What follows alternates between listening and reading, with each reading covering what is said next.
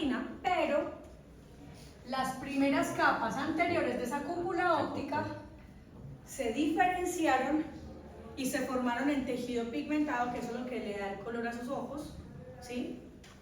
Formaron músculo para hacer contracción y dilatación pupilar y formaron una estructura que se llaman procesos ciliares para formar el humor acuoso,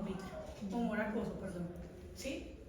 Entonces, quiere decir que el iris y el cuerpo ciliar también provienen del ectodermo. Entonces tenemos ya varias estructuras. Del ectodermo, entonces, ¿quién? Cristalino, retina, iris y cuerpo ciliar. Ahí ya van varias. Solo vamos en la quinta semana. El muchachito apenas lleva 1 mes y 1 semana allá en el vientre de la madre, ¿sí? Y surge una estructura adicional que no habíamos hablado de ella, que es el mesénquima, también conocida como el mesodermo, ¿sí?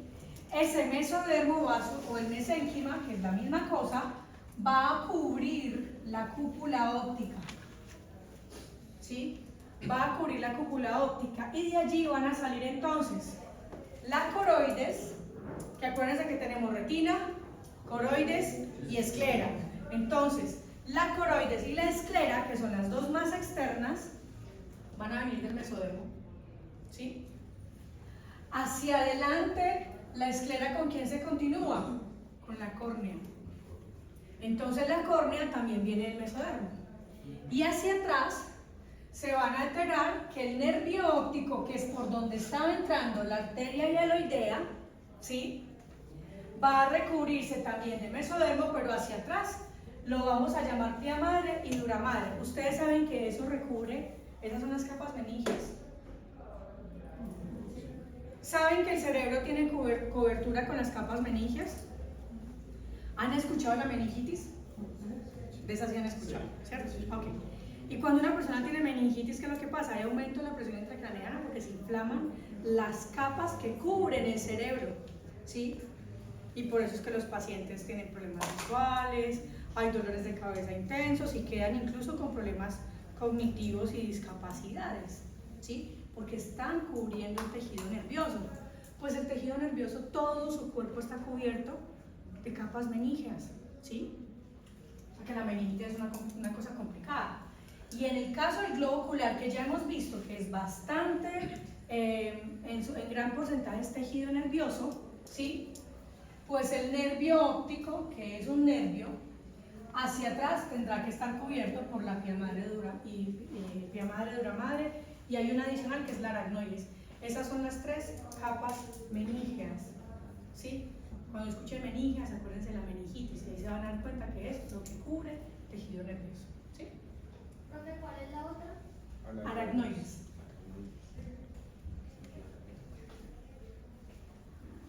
Para que esto ocurra, para que se forme entonces la coroides y la esclera, ¿sí?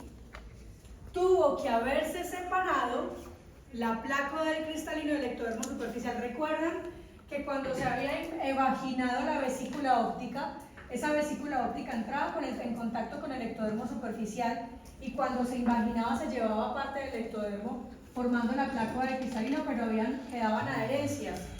Pues para que luego venga el mesodermo y recubra, tendrá que liberarse en estas adherencias, es decir, que ya el ectodermo le dice: chao, mijito, aquí está y no hace solo, ¿sí? Ya se separa del ectodermo superficial y queda el cristalino ya solo. A partir de allí ya lo podemos llamar cristalino, ¿sí? Miren que todavía viene irrigado por ¿cuál? ¿Cómo se llama esta? La arteria hialoidea, ¿sí? La arteria hialoidea es la que irriga el cristalino. Entonces miren lo que pasa. Aparece entonces del mesodermo coroides, que miren que tiene un punteado ahí porque es muy vascularizada, ¿sí? Y hacia afuera esclera, que ya sabemos que la esclera es como la coraza, la resistencia, la protección del globo ocular, que de hecho es muy rígida, muy fuerte, y hacia adelante la córnea. Con eso pasan muchas cosas. Cuando aparece la córnea y la esclera, al menos empieza a formar la cámara anterior, ¿sí? Es decir, que esto se sella, ¿sí? Entonces aparece no solo coroides, esclera, córnea, sino que aparece la cámara anterior. Y solo en ese proceso del desarrollo embrionario, mientras se forma y se define bien la cámara anterior, va a aparecer una membranita en esta porción que la vamos a llamar membrana iridiana o membrana iridopupilar. Se supone que nosotros cuando nacemos quedamos con una pupila libre, despejada, para que la luz entre y estimule retina. Pero al menos en ese desarrollo embrionario que el niño todavía no está recibiendo estímulo luminoso, debe haber una membrana iridiana allí. ¿Para qué? Para que el cristalino se conserve en posición mientras se forman el resto de las estructuras. ¿Listo? ¿Bien? Igual ahorita hacemos repites. Aquí está el corte histológico, entonces mire lo bonito. Esta sería la capa externa de la cúpula óptica, es decir, ectodermo. Capa interna de la cúpula óptica, es decir, ectodermo, pero tejido nervioso, porque aquí se va a diferenciar retina. ¿Listo? Plácoda del cristalino, arteria hialoidea. Hacia acá entonces ya se empezó a formar el nervio óptico, muy bien. Y por fuera, mesénquima, o sea, mesodermo, es igual. ¿Qué va a empezar a ayudar a formar? Coroides, esclera, hacia adelante córnea. Cuando se forma córnea, entonces empieza la cámara anterior a formarse, pero aquí se forma una membrana iridiana mientras se termina el desarrollo de la cámara anterior. Pero profesora, membrana iridiana que desaparece. Claro que sí. Antes del nacimiento, antes del séptimo mes, tiene que desaparecer. Ustedes han visto que los muchachitos pueden nacer al séptimo mes y normal. O sea, se les declara 7 mesinos, son niños prematuros, pero el niño prematuro que puede salir normal, desarrollo normal. Es decir, al séptimo mes el globo ocular ya está completo, ya está desarrollado. Al séptimo mes ya esa membrana iridiana se ha desaparecido. Al séptimo mes ya se ha desaparecido esa vascularización del cristalino, ya eso se reabsorbe, ¿sí? Si no, empiezan a haber patologías. Por eso me encanta que pregunten eso, porque eso quiere decir que usted va a explicar más adelante, cuando vea a un niño con una persistencia de la membrana iridiana, hubo alteraciones en el desarrollo embrionario. Algo pasó en el desarrollo embrionario. ¿Qué pasa si un niño tiene una membrana iridiana? Que la luz no va a pasar. Y si la luz no pasa, entonces la retina no se estimula. Y si la retina no se estimula, no envía información al cerebro. Y si el cerebro no recibe información, pues no se desarrolla. ¿Qué hay? Ambliopía. Y hay cegueras en niños o bajas visiones en niños explicadas desde un proceso del desarrollo embrionario. ¿Sí? Ok.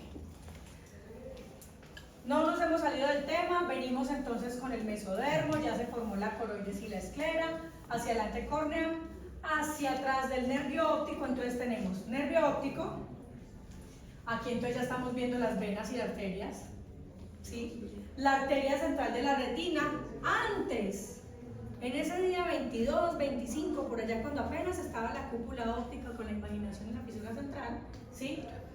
Se llamaba arteria hialoidea, ¿sí? Pero luego esa arteria hialoidea se reabsorbe, la arteria hialoidea se empieza a reabsorber, esto queda sin vascularización y queda aquí un muñoncito, un mochito, que de ahí, a partir de ahí se empieza a llamar arteria central de la retina. Después, ¿qué sigue? Pues que ella empieza a mandar ramitas hacia la periferia, ¿a irrigar a quién? A la retina. Entonces la arteria hialoidea que antes nos ayudó a formar el cristalino y el vítreo, se reabsorbe solo hasta una porción. Luego ella cambia de nombre, ¿sí? Se llama arteria central de la retina y empieza a mandar vasitos a la retina. ¿Listo? Pero entonces tenemos nervio óptico, ¿sí? Los vasos, y miren, tenemos espacio subaracnoideo, es decir, empieza la cobertura de esas capas meningeas, ¿sí? Aracnoides, luego sigue, miren, la pía madre, y por último, la dura madre, que su nombre es como dura madre, la madre dura, una cosa dura que tiene que recurrir, ¿sí? La más fuerte, la más resistente.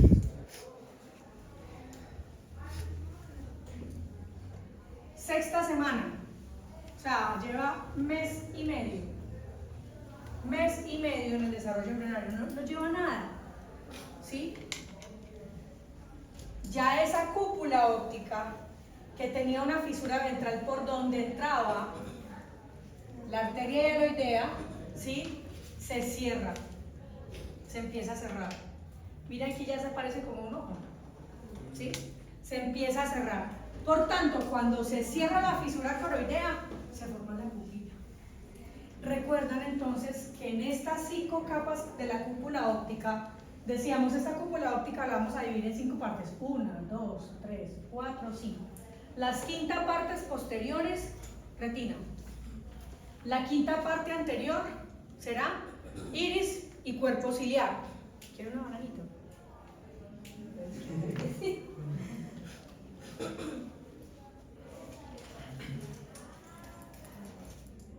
Mira, a ver si el así. Ok, entonces miren que de este reborde que ustedes están viendo aquí se forma la pupila, pero hacia atrás, ¿qué tenemos? Iris y cuerpo ciliar. ¿Sí? Iris y cuerpo ciliar. Entonces, ¿qué pasa si ustedes ven una pupila como una pupila de gato? Ustedes han visto que un gato tiene las pupilas es como así, no son redondas sino como así alargadas. Hay personas que nacen con pupila de gato. ¿Qué ocurrió? Que no se cerró la fisura. No se cerró la fisura, entonces aparecen los colobomas iridianos. ¿Qué es coloboma? Ausencia de tejido. ¿Sí? Es un coloboma iridiano, es que faltó parte del iris. ¿Por qué? Porque no se cerró la fisura coroidea. Es decir, hubo un problema en el desarrollo canal. Profe, ¿en qué influye eso?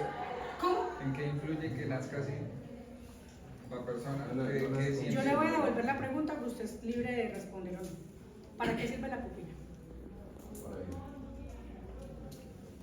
Usted dijo que yo soy libre de responder o no. No quiere responder. Listo, ¿para qué sirve la pupila? Para controlar el paso de luz. Ahora imagínense una pupila que no esté completamente redonda, sino que esté así abierta. Al contrario, va a pasar excesiva luz. ¿Sí? Entonces, si pasa excesiva luz, ¿qué ocurre? Que nacen niños con excesiva fotofobia. Son niños que cuando prenden una luz ahí no hacen. ¿Sí? Y la excesiva fotofobia, además, ustedes saben que la pupila tiene el propósito, es un diafragma, es decir, tiene el propósito de dilatarse cuando estamos en la oscuridad y contraerse cuando hay mucha luz. El único propósito, ¿cuál es? Pues regular el ingreso de luz. ¿Sí? Entonces imagínense una persona que no tenga opción de regular el ingreso de luz. Va a caer un chorro de luz grandísimo y algunos incluso puede que la fobia no se desarrolle bien, porque la luz no llega puntual a la fobia, sino que llega dispersa. ¿Sí? Entonces, tener una pupila de gato puede ser un problema. Y adivinen quiénes resuelven ese problema. Los superhéroes de la salud visual y ocular. ¿Quiénes son los superhéroes? Los optómetras. Los optómetras, ¿saben por qué? Son los superhéroes. Desde aquí somos superhéroes. ¿Por qué, muchachos? Resolvemos pendejaditas. Pendejaditas que significan bastante cosas que tienen que ver con agudeza visual. Es que nosotros somos muy buenos para mejorar agudezas visuales, calidades visuales y todo lo demás.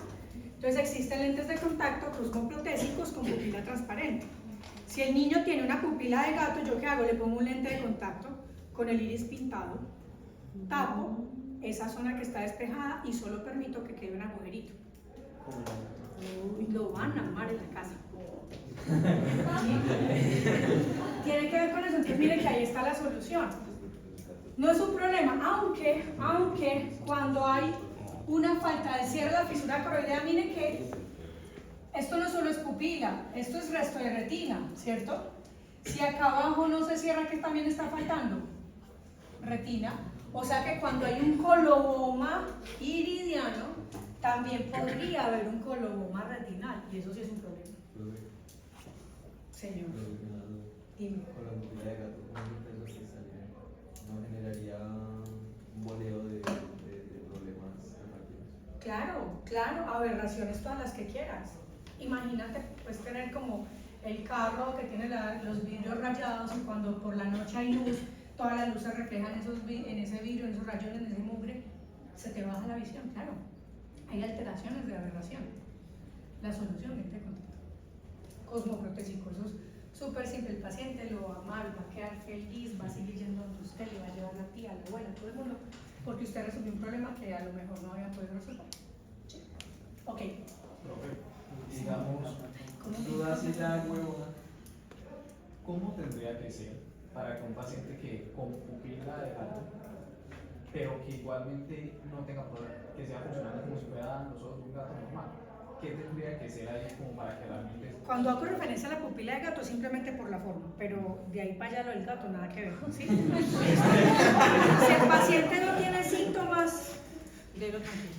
Si el paciente no tiene síntomas, no lo toque, ¿sí? Porque otra cosa, cuando le pone necio inquieto, ahí viene el problema. Si el paciente no le molesta, tiene buena agudeza visual, porque puede pasar, ¿sí? Su cristalino se desarrolló bien, ¿sí? Su retina está bien, no tiene un defecto de refracción, esa es una posibilidad. Si no pasa y tiene buena agudeza visual, de lo quieto, se me está molestando. Puede tener un poco de fotofobia. Si tiene un poco de fotofobia, entonces usted le dice, le va a mandar unos transis. Exacto. Que te valen 700.000 pesos. Sí, pero usted puede mirar, porque el paciente le puede decir, no, mira, aquí en el consultorio, agudeza visual 0,0, menos 0,3. Ve atrás de las paredes del paciente. Pero el paciente dice, por la noche, sí tengo problemas. Cuando conduzco en la noche, claro, al conducir en la noche, ¿qué tiene que hacer? No, cuando viene el carro, la pupila se contrae y yo mejoro mi visión. Pero ese paciente no tiene cómo y dice, en la noche a veces me molesta. Pues ahí usted no le puede mandar el transicio, porque no se va a oscurecer en el carro y en la noche menos, ¿sí? Usted pensará entonces de pronto en un lente con filtro amarillo. El filtro amarillo baja un poquitico, ayuda mucho en la visión nocturna, baja un poquitico el ingreso de luz. O le puede mandar un transition extractive, que es ese, yo sé que aquí hay muchos que tienen óptica o que manejan el tema de la óptica, otros no. El transition extractive es un transition que es el fotocromático, es decir, que cambia con la radiación ultravioleta, pero que queda un residual, un colorcito pequeñito en la gafa. A ese le puede servir eso, es decir, en la noche tiene ese residual pequeñito que le ayuda para que la luz no ingrese tanto. Usted ya busque soluciones, no es que para eso es que estamos estudiando, para aprender a analizar cómo vamos a resolver ese problema. Pero tiene todas las posibilidades de resolver, ¿sí? ¿La pupila no se le contrae un poquito o no se le contrae? Puede tener movimiento porque desarrolla su esfínter y sus músculos dilatadores, pero va a ser incompleta la contracción y dilatación pupilar. Pero sí puede haber reacción pupilar. Y digamos, se dice que cuando están los filtros, normalmente uno le manda a los pacientes el filtro amarillo, el lente amarillo. Pero me estás hablando del antirreflejo. No, de un lente pintado de amarillo. Pintado amarillo. Pero normalmente ese color trata de cansar a los pacientes. Ese le podría generar también un problema al paciente mayor. Es decir, ese es un bonche que surgió desde cuando se hicieron esos antirreflejos, esas cosas, porque sí cansa. Y más cuando hay pacientes que son muy sensibles a esos tintes, por eso usted hace pruebas, por eso usted le advierte al paciente. O la otra es, este lente solo es para que lo tenga en su carro y cuando vaya a conducir en la noche se lo ponga, el resto del día no lo ponga. Parte de negociación y parte, usted le puede decir, le voy a mandar unos transition para el día, para la oficina, pero le voy a mandar estas, con un filtro amarillo, para la noche, para cuando usted conduzca. Ahí está, 3 millones de pesos. Listo. Ustedes no sé si se han dado cuenta, algunos sí, pero no sé si han dado cuenta lo bonito que es la optometría, es que tiene por todos los lados donde usted agarre, ¿sí? Y no hablo financieramente, también hablo de la satisfacción, es decir, qué tan a gusto me voy a sentir yo cuando mis pacientes me quieran porque yo les resolví una dificultad, es que tener mal la visión es muy maluco, ¿sí? No ver bien es muy maluco. Es cuando usted le puede ayudar a un paciente, ay, hombre, qué bendición ustedes, pero hagan las cosas bien hechecitas. Listo, miren otra cosa que ocurre la sexta semana. Interconexiones en células del epitelio corneal. No estoy hablando de nada diferente, ya se empezó a formar la córnea. ¿De qué capa embrionaria viene la córnea? Del mesodermo. Ahora lo que necesitamos es que esas células corneales se diferencien, ¿sí? Entonces, ¿qué van a aparecer? Entonces, vean, células del epitelio corneal, ¿por qué tienen que interconectarse? Ellas van ligadas, ellas van amarraditas. No ve que el epitelio corneal es el que está al frente de la batalla. Cada vez que usted parpadea, el epitelio corneal es el que está recibiendo la fricción. Inicio de diferenciación de las células de la retina y EPR, ¿sí? O sea que ya la retina ya empieza a decir, bueno, somos retina, ¿qué hay que hacer? No, es que somos sensibles a la luz. Listo, entonces vamos a empezar a diferenciar fotorreceptores, amacrinas, bipolares, horizontales. Proliferación de células neurales de la retina, ¿quiénes son esas? ¿Quiénes pueden proliferar o para qué proliferan? ¿Qué células conforman el nervio óptico? Ok, listo. El nervio óptico se forma por los axones de las células ganglionares. ¿Sí? Las células ganglionares van a estar en la retina y aquí cuando dice proliferación de células neurales de la retina, quiere decir que empiezan a mandar ya sus ramitas para conformar el nervio óptico, ya se empiezan a crecer para conformar el nervio óptico. Formación del vítreo secundario. ¿Cuándo apareció el vítreo primario? ¿Y en qué momento, o sea, bajo qué circunstancias o qué fue lo que empezó a ayudar a formar el vítreo primario? La arteria hialoidea. Entonces, cuando apareció la arteria hialoidea a ayudar a irrigar el cristalino, se reabsorbió la arteria hialoidea y en ese canal quedó el vítreo primario. Luego, con toda esta especialización de las células de la retina, las células de la retina van a formar el vítreo secundario, o sea que van a llenar esta cavidad. ¿Se acuerdan que les dije? Que la estimulación del crecimiento del globo ocular depende de el vítreo y el cristalino. Pues las células de la retina estimulan o sintetizan el vítreo secundario, que es el que va a llenar la cavidad vítrea. Entonces, vítreo primario, arteria hialoidea, ¿sí? Vítreo secundario, células de la retina llenando la cavidad vítrea. Formación de fibras primarias del cristalino. Ya el cristalino quedó solo. Ya no hay irrigación sanguínea. Ya le tocó solito. Mijito, mirar cómo se defiende. Entonces él empieza a formar fibras para que sean fibras del colágeno, por supuesto, para que termine su desarrollo.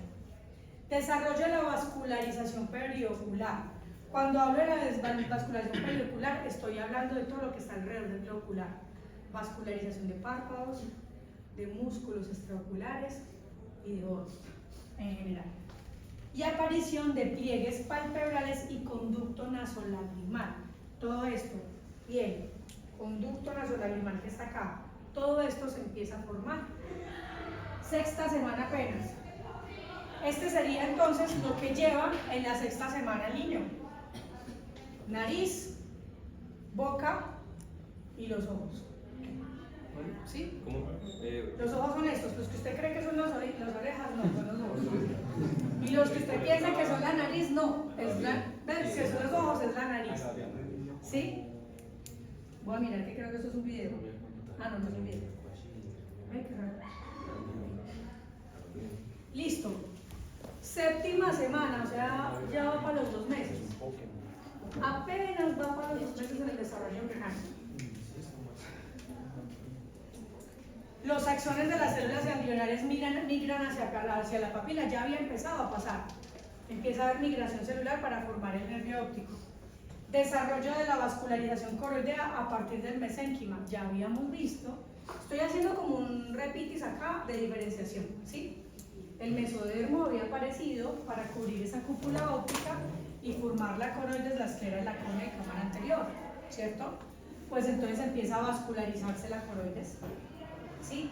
Y migraciones de las células de la cresta neural para formar endotelio corneal, trabecular, estroma corneal, pura diferenciación celular. Pura diferenciación celular, es decir, ya en los tejidos en grueso están formados. Ya lo que sigue es, bueno, vamos a hacer cuerpo ciliar, que empiecen a formarse células del cuerpo ciliar, empiezan a diferenciarse el epitelio y todo lo demás. 10ª semana, lleva 2 meses y medio en desarrollo embrionario. Y los párpados, que aquí se ven semiabiertos, se van a cerrar completamente. Es decir, los párpados se empiezan a formar y se sellan. El globo ocular se sigue formando al interior, pero los párpados se van a sellar, ¿sí? Al 7º mes se abren, es decir, un muchachito al 7º mes puede salir perfectamente. Ya está desarrollado, ¿sí? Entonces al 7º mes se van a abrir, pero al menos en la semana 10, o sea, los 2 meses y medio, los párpados deben cerrar por completo. Así es entonces un niño en la semana número 10. ¿sí? Ya se formó la naricita, ya se empieza a formar el oído y los ojos empiezan a formar en el mismo tiempo. El día 22, tanto el ojo como el oído empiezan su desarrollo, ¿sí? Hacen parte de los 5 sentidos, tejido nervioso, neurosensorial. Los párpados están completamente cerrados y todas esas microvellosidades que ustedes ven se van a denominar lanugo. Algunos todavía tenemos lanugo, todavía no lo ves. ¿Sí? Esos pelitos que usted siente aquí. Y los hombres que quisieran que ese lanugo fuera fuerte, resistente, algunos todavía tienen lanugo y no falta. Listo. Ahí está, este es el video.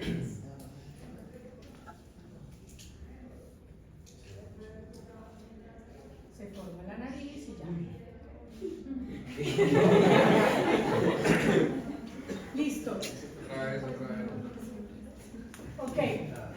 Continúa la diferenciación de estructuras. Miren que lo primero que vimos fue el desarrollo grueso del globo ocular. De ahí solo diferenciación. Diferenciación de conos y bastones, células de la retina, ¿no? Desarrollo del cuerpo ciliar. ¿El cuerpo ciliar de dónde viene? Del ectodermo, de esa quinta parte anterior que forma el cuerpo ciliar y el iris. Limbo esclerocorneal. ¿De dónde se genera el limbo esclerocorneal? Pues del mesodermo. Cuando se formó la esclera y la córnea, pues se genera un limbo donde se va a diferenciar que la córnea debe ser transparente y la esclera no es transparente. Y desarrollo de la cámara anterior también ocurrió cuando apareció el mesodermo.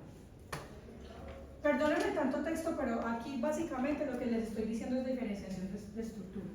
Cuarto mes, sigue diferenciando de estructuras. Desarrollo de vasos de la retina, ¿sí? Y del iris. Se empezó la vascularización coroidea. La retina, la vascularización de la retina, ¿de dónde surge? De la arteria heloidea. Cuando se reabsorbe la arteria heloidea, empieza ya a mandar ramitas hacia el resto de la retina. Absorción de la arteria heloidea, es decir, que ya el cristalino quedó solo, ¿sí? Ya se formó el vítreo primario y ya queda el muñoncito que luego lo vamos a llamar arteria central de la retina para dar irrigación a la retina. Desarrollo del vítreo terciario. Ya se había formado el vítreo primario, arteria heloidea. Vítreo secundario, sintetizado por células de la retina para llevar el resto de la cavidad. Vítreo terciario son fibras del colágeno que generan adherencias entre el vítreo y la retina. Entonces el vítreo el vítreo terciario son fibras de colágeno, ¿sí? También sintetizadas por la retina.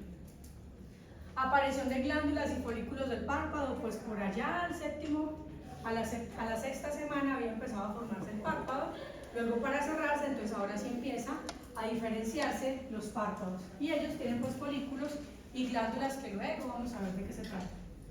Y formación de otras capas de la córnea.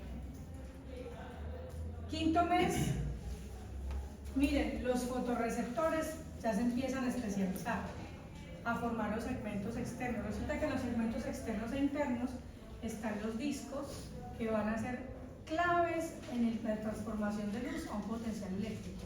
¿Ustedes han visto fototransducción en algo? La próxima semana lo ustedes tranquilos. Bueno, y así continúa diferenciación de bastones, formación de hora cerrada, adelgazamiento de la fóvea. La fóvea debe adelgazarse para poder que la luz llegue más directo a donde debe ser. Mielinización del nervio óptico, ustedes saben que es la mielina, ¿no? ¿Listo? Entonces el nervio óptico se tiene que mielinizar. ¿Por qué? Porque necesitamos que la conducción sea rápida, veloz, ¿sí? Pero solo a partir de la cabeza del nervio óptico, es decir, de aquí hacia atrás se mieliniza, pero la retina que tiene células nerviosas pierde mielina, ellas no tienen mielina. Entonces un niño que nazca con mielinización de retina no va a ver, porque la mielina es blanca y necesitamos que la retina sea transparente.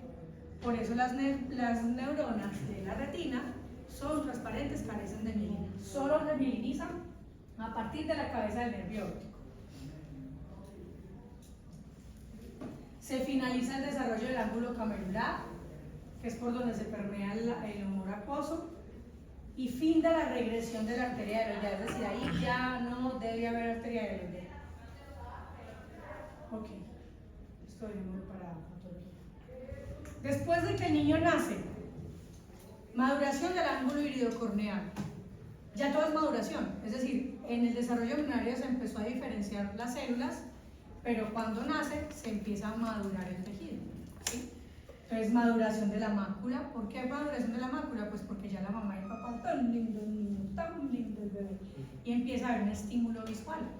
Por tanto, la mácula empieza a decir, a esto es que soy buena, ¿sí? Y empieza a reconocerse como una estructura que identifica detalles, ¿sí? Y madura. Migración del pigmento iridiano. Ustedes saben que cuando un niño nace, ¡ay, nació con los ojos verdes! Nació con los ojos azules. O nació con los ojos azules y en la casa nadie es de ojos azules. ¿Qué pasó ahí? ¿Sí? Ok, recuerden que es normal que salgan con los ojos un poquito claros, pero a medida que van creciendo, me salió un criollo. ¿Sí? Sale con el pigmento iridiano, ya se diferencia el pigmento iridiano, señor. Profe, en esa parte de la pigmentación, porque o sea, hay niños que nacen con una pigmentación como azul y no sé, otro ojo verde, digamos. Heterocromía. Eso. Tiene que ver con eso, pero también es de carácter genético. No tiene problema.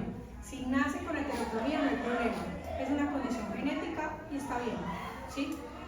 Es un problema cuando yo tengo mis dos ojos cafés y de repente uno pierde coloración. Cuando empiezan a perder coloración, eso es un problema y lo más probable es que sea una uveitis, es decir, una inflamación del cuerpo uveal.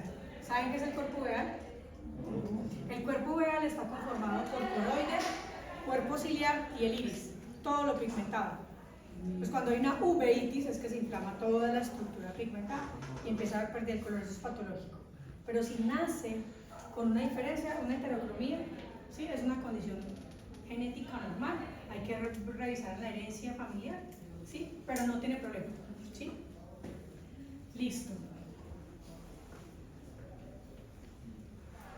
Esto se los dejo para que ustedes lo revisen, eso está en el aula virtual, ¿sí? Aquí es un simple resumen de lo que surge de cada capa embrionaria, pero ustedes ya lo saben. Si yo les pregunto, ¿qué surge del ectodermo? El ectodermo, entonces está la retina, ¿sí? El cristalino, el iris, el cuerpo ciliar, el nervio óptico, sale el ectodermo. ¿Qué sale del mesodermo?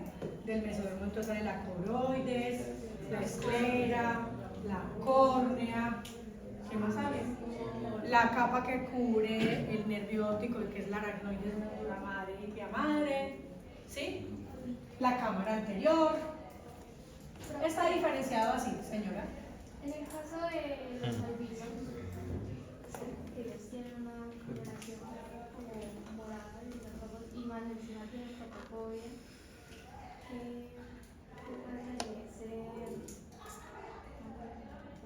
¿qué sucede en la empresa ocular? Eso es genético, eso es una alteración de carácter genético en donde falla todo lo que tiene que ver con la producción de la pigmentación. Hay unos que son albinos oculares nomás y hay otros que son albinos, todos, ¿sí? Ustedes se pueden encontrar personas que tienen pigmento, pero que la retina es completamente blanca y se llama albinismo ocular, es una de las causas de ceguera, de baja visión en el mundo, ¿sí?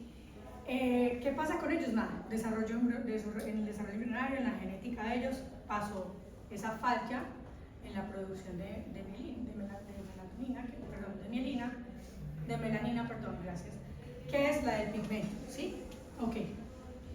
¿Qué síntomas va a tener? Pues imagínense, si el iris, que es translúcido, porque no tiene suficiente pigmento, pues va a pasar la luz y tienen bastante fotofobia. Y la retina, igual. La coroides también tiene pigmento, entonces imagínense que en la zona de la esclera, donde estamos la parte blanca, atrás está la coroides que genera una cámara oscura. Si pierde pigmento, a través de la esclera puede pasar luz. Es decir, que el paciente no solo tiene entrada de luz por la pupila, sino por todas partes. ¿Sí? Eso quiere decir que a los pacientes no se les desarrolla la fobia, ¿sí? Y al no desarrollar la fobia, ellos no tienen un punto de fijación, por tanto los pacientes albinos son con los ojos así, con movimientos nistálgicos, ¿sí?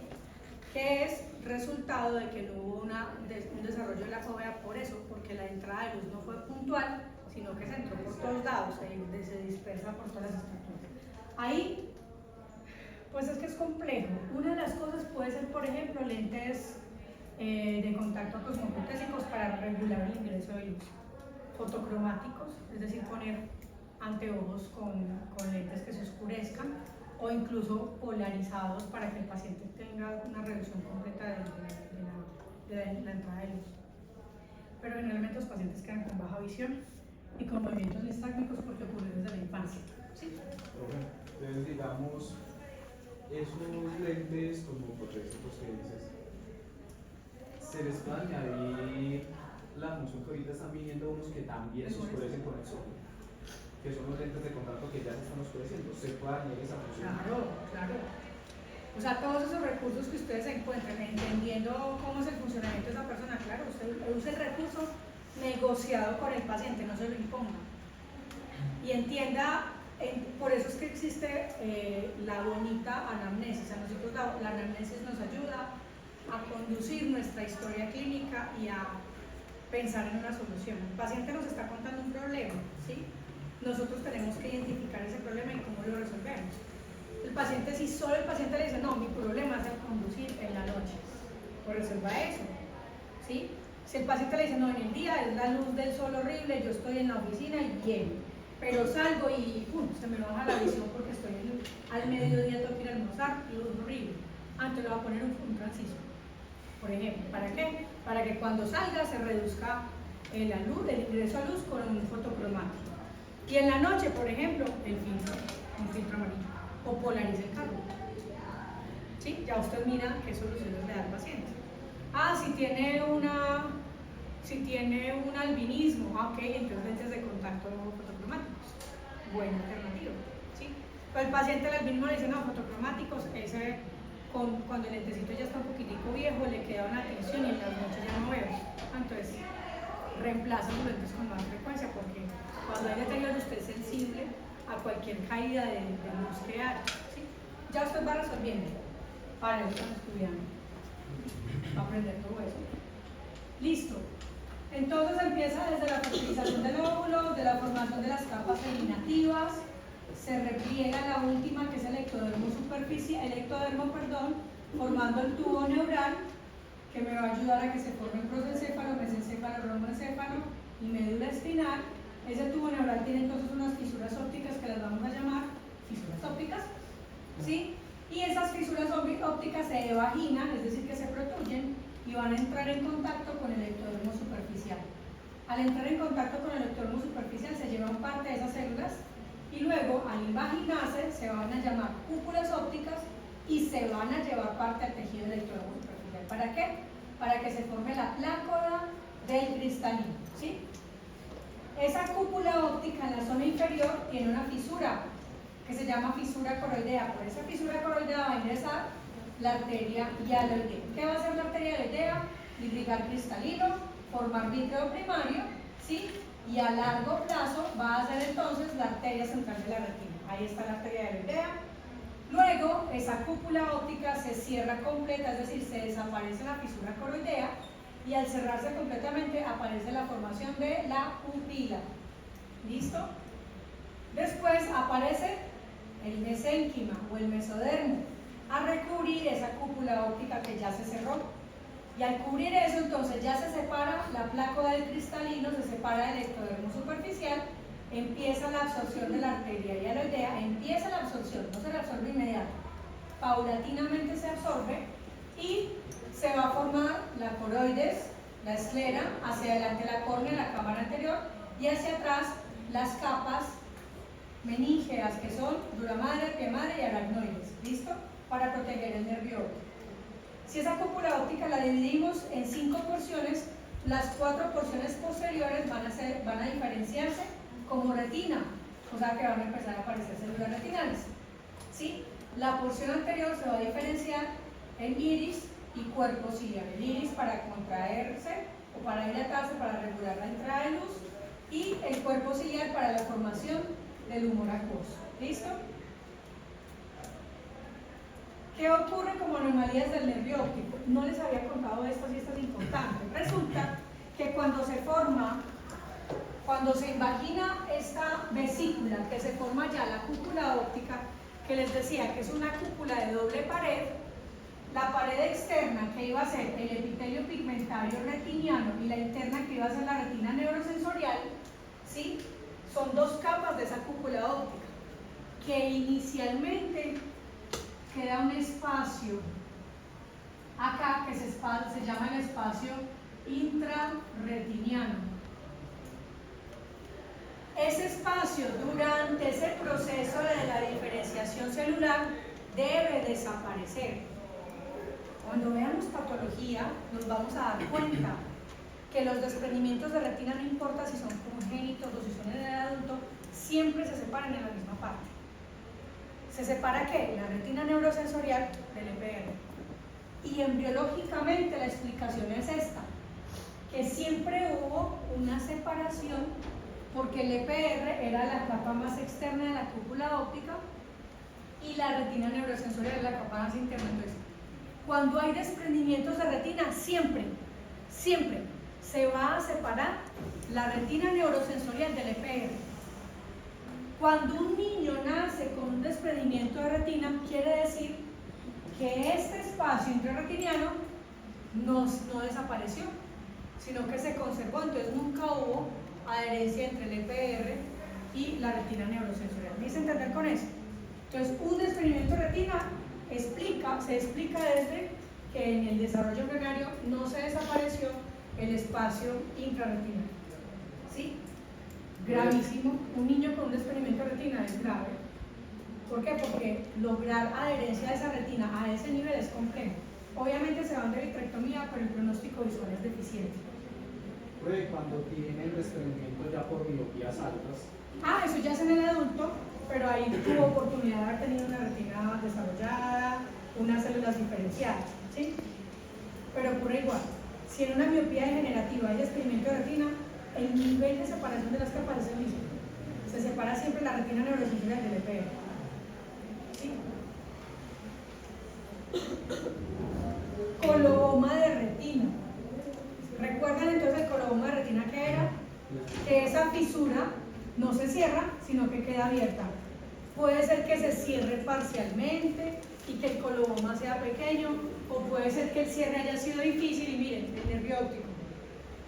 Miren toda esta abertura. Por acá, por supuesto, no hay retina, por eso el coloboma es ausencia de tejido, ¿sí?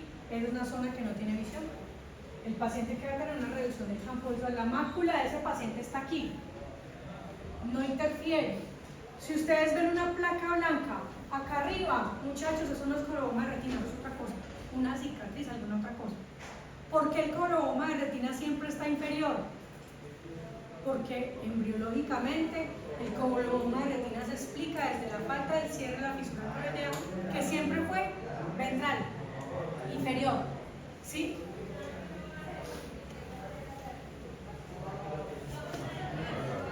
Lo vamos a llamar coloboma iridiano. El coloboma, aquí no se ve casi porque el paciente tiene el iris más oscuro, pero la pupila es más o menos así. Por eso les dicen pupila de gato. Eso lo dicen en los artículos para explicarle a una mamá que tiene un hijo con coloboma iridiano. Pero como ustedes son profesionales de la salud visual y ocular, ustedes lo van a llamar coloboma iridiano, ¿sí? Ok. El coloboma iridiano, entonces miren, parte de la pupila, pero no se cerró la fisura corneal, ¿sí? ¿Qué es lo más probable? Que esa paciente que tiene el coloboma iridiano también tenga coloboma de retina. ¿Qué tanto? Depende de qué tanto se haya alcanzado a cerrar la fisura corneal, ¿sí? ¿Qué implicaciones tiene? Depende. Algunos pacientes no alcanzan a formar cristalino. Hay otros que sí formaron cristalino, entonces también depende mucho de eso. Y también depende de qué tan amplia sea la hendidura de la pupila.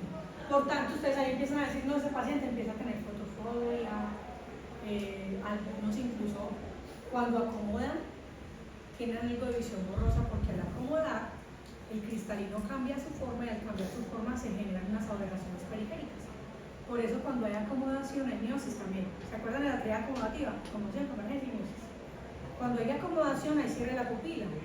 Entonces imagínense, si aquí no tenemos miosis, esas aberraciones que se forman en el cristalino por la acomodación, pues el paciente las va a notar, ¿sí? Entonces, por ejemplo, buenísimo, lente de contacto cosmotésico, es un lente que pinta, que tiene tinción acá, para que el huequito solamente quede reducido sobre esa zona, lo cual es muy buena posibilidad, señora. O sea, se genera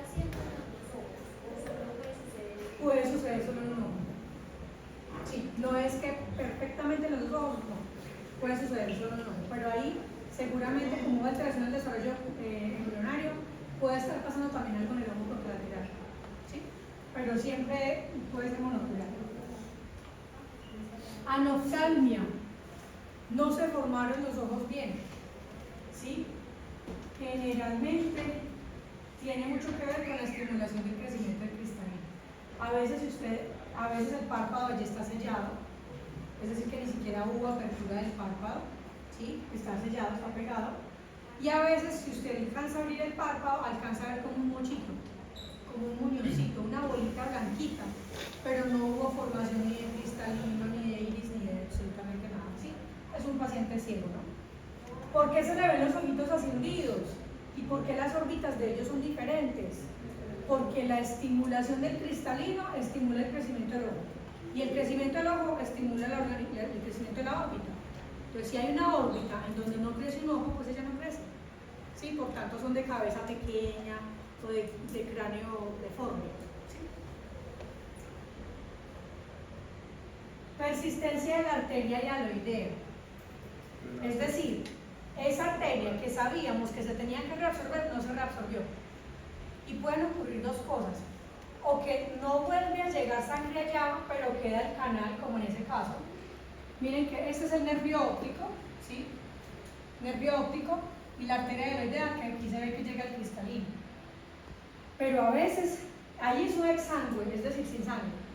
Exsangue, como exnovio, pero sin sangre. Exsangue. ¿Listo? Pero a veces puede estar vascularizada, es decir, puede estar irrigada. ¿Ustedes qué se imaginan qué pasa cuando una persona tiene un cristalino recibiendo sangre ya después de una operación? Catarata, va a estar el cristalino muy denso, robusto, pérdida de la agudeza visual, el cristalino va a estar opaco, el niño va a estar viendo por aquí. Opacidad, por supuesto. ¿Listo? Dependiendo, cuando esto pasa, siempre generalmente nacen los niños con microoftalmia, es decir, porque ya de plano toda la alteración del cristalino genera microoftalmia. ¿Sí? Entonces van a estar con microoftalmia, van a ver con disminución de la visión, pueden haber desprendimientos de retina. ¿Por qué pueden haber desprendimientos de retina? Eso lo vamos a ver en patología, pero qué bueno que ustedes lo sepan desde ya. Cuando está este canal vítreo, el vítreo tiene una función de amortiguación. Él es gelatinoso, él es denso. Él hace que si por ejemplo usted se cae o está jugando fútbol y recibe un balonazo, el vítreo atenúa esa onda, ¿sí? Para disminuir el impacto que pueda sufrir la retina. Pero cuando hay una membrana fibrosa, es decir, una fibrosis, ustedes entienden el término fibrosis, que es un tejido denso, rígido, que genera tensión o tracción, está en el vítreo, eso genera tracción vítreo-retiniana, y al haber tracción vítreo-retiniana, pues ¿a quién va a dar? A la retina, por tanto va a haber desprendimiento de retina. Entonces esto puede explicar a veces desprendimientos de retina congénitos, ¿sí? Producto de la tracción vítreo-retiniana. ¿Cuál es esa? Ay, ¿por qué? Persistencia de la membrana iridiana. Sí, no se retira la membrana que No se elimina, no se desaparece la membrana iridiana, por tanto el paciente queda con mal estímulo. Por eso, otra vez, vuelven los superhéroes. Muchachos, ¿qué es lo que pasa en el sistema de salud en Colombia y en el mundo? Un niño llega a valoración con pediátricos porque la mamá lo lleva. Muchas veces pueden llegar niños de 5 años, 10 años a su consultorio que nunca les han revisado los ojos. Y es que este muchacho ni para atención en el salón. Se para cada ratico para mirar el tablero. Se dispersa con los compañeros, no quiere estudiar. Qué cagado tan fastidioso, no quiere estudiar. Y uno lo revisa y es que tiene alguna alteración así, que como el niño no ve, pierde atención en lo que la profe le está explicando y por eso se distrae. ¿Sí? Entonces, a veces nos llegan niños con bastante tiempo con una membrana iridiana. Ojalá, que a veces pasa, la mamá pregunta, yo tengo un niño de 5 años, pero tengo un bebé recién nacido, ¿se lo puedo traer? Es que me han dicho que no, que qué bobada. Como no le puedo decir qué letras hay allá, pues yo para qué se lo voy a traer, no encuentro yo. Porque si yo detecto, por ejemplo, una persistencia de la membrana iridiana, remito prioritario a oftalmólogo. para que libere esa membrana iridiana y empezamos a estimulación. Sí, estimular mucho para que la retina se desarrolle. Eso es Señor. cirugía, ¿cierto? Eso es cirugía, pero la cirugía es simple, es con láser. No se abre el ojo, no. Profe, A través de un láser, eso es un láser que se llama Jack Láser, que corta tejido, se liberan estas sesiones. La membrana queda ahí colgando. ¿Sí? La membrana queda ahí colgando. Algunas veces se reabsorbe. Y si Pero, no se reabsorbe, pero la liberan. Si no se reabsorbe no pasa nada porque queda ahí en la cámara anterior. Aunque puede pasar algo. le puede atravesar en el trayecto de luz y no le va a fastidiar. No, porque ahí hay humor acuoso. El humor acuoso es más líquido. Si se libera el iris, ¿qué pasa? El iris, o sea, digamos que desinserta la parte superior del iris, de esa membrana iridiana, él cae y empieza ahí abajo a flotar. Es decir, no hay forma, por gravedad, no hay forma de que eso se eleve. ¿Qué puede pasar? Que cuando baje la cabeza, pues la membrana aparezca y pues él la perciba, pero cada vez que se pare, pues la membrana cae. Dependiendo de qué tan grande sea la membrana, pues decidirán si la extraen o si la dejan así y el tejido se reabsorbe. ¿Sí? A veces incluso el mismo láser lo que hace es destruirla. O sea, la destruye y al destruirse ya quedan células flotantes en cámara, en humor acuoso, y ellas se drenan por la malla trabecular. ¿De qué depende la magnitud? Eso ya es criterio del oftalmólogo. Pero al menos nosotros hicimos la gestión de retina. Pero eso es un bebé, que es fácil, pero un niño de 5 años que también se puede hacer cirugía y es también así o Es más fácil. complejo. En un bebé es más difícil que en un niño de 5 años. Sí. Pero sí, tendrán que buscar recursos, si es con anestesia o... No pero se hay que puede hacer- con láser. Sí, sí. Ah. O sea, hay láser que llevan el láser al quirófano y hacen un láser en medio del quirófano con anestesia. No pasa nada. ¿Hay que esperar una edad o...? No, eso es ya, nació y ya mismo para el quirófano, ya, eso es ya. Porque resulta, que eso lo vamos a ver en clínica, resulta que tenemos hasta los 8-9 meses, los primeritos, los 9 meses primeros, es donde se generan las fuertes conexiones corticales. Es donde cuando usted le dice al niño, corre, que no, muñequito, no, ¿usted qué está haciendo? Está enviándole luz y está estimulando retina y por tanto la retina está enviando información adecuada al cerebro. Pero si ese niño tiene una catarata, una ptosis, algo que le limite, el cerebro no va a recibir un estímulo correcto y se va a ambliopizar. Los 9 primeros meses son el periodo crítico, es decir, es el momento crítico donde más fácil se generan las conexiones corticales. Por eso es prioritario. Es un niño que nace con una catarata congénita, ya lo operan al mes, o sea, nació y al mes lo operan la catarata, ¿sí? Y a los 2 meses después de que se recupera la catarata se lo mandan a usted para que le ponga un lente de contacto, porque cuando le sacan el cristalino no le ponen lente intraocular sino que le dejan el cristalino, lo dejan libre y usted debe hacer eso con lente de contacto. Ya mesecitos, 3 mesecitos usted ya está poniendo lente de contacto. Y esa niña en un futuro se le No, perdón. Esa membrana al ser retirada en un niño no puede taponar, pues cuando es filtrada por la malla trabecular no la puede taponar, haciendo un glaucoma. Por eso te digo que dependiendo de la magnitud, porque esta membrana pues es una, ¿no? Pero habrán otras que son apenas unos hilitos, ¿sí? Entonces dependiendo de la magnitud definen si la dejan o la retiran quirúrgicamente, ¿sí? Porque si es muy densa, por supuesto al irse a la malla trabecular va a generar un bloqueo trabecular y un aumento de la presión trabecular. Entonces esos criterios ya me... digamos, se le quita el cristalino al niño. En un futuro se le puede colocar un artificial con tal de que no se utilizando el lente de contacto. Sí, se puede poner lente en cámara anterior. Se evalúa si la cámara anterior es amplia y es suficiente para poner lente en cámara anterior.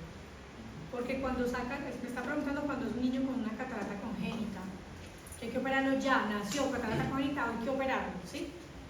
Cuando lo sacan no queda la cápsula. La cápsula es una bolsita donde naturalmente cuando hay cirugía de catarata en adultos, esa cápsula sirve para almacenar el lente artificial, el lente intraocular. Pero como en el niño se saca todo, ¿sí? No hay dónde posicionar el lente intraocular, entonces toca ponerlo en cámara anterior. Generalmente son unos lentes que parecen un cangrejito, vienen con unas asitas, ¿sí? Entonces esas asitas se pegan del iris, ¿sí? Para que queden en cámara anterior, pero todo depende de la amplitud de la cámara anterior. ¿El tema cuál es? Que cuando un niño nace con una catarata congénita, como hubo una alteración en el desarrollo del cristalino, muchas veces son con microftalmia, o sea, ojos pequeños. Y si el ojo es pequeño, probablemente, perdón, tiene cámara anterior estrecha. Y si tiene cámara anterior estrecha, no puede poner adivine, va a ser paciente suyo toda la vida. 2 millones anuales. ¿Ah? Ok. Sí, 2 millones. Bueno, ahí está la bibliografía, esa presentación está en el aula virtual. ¿Cómo se siente? Bien. Bien.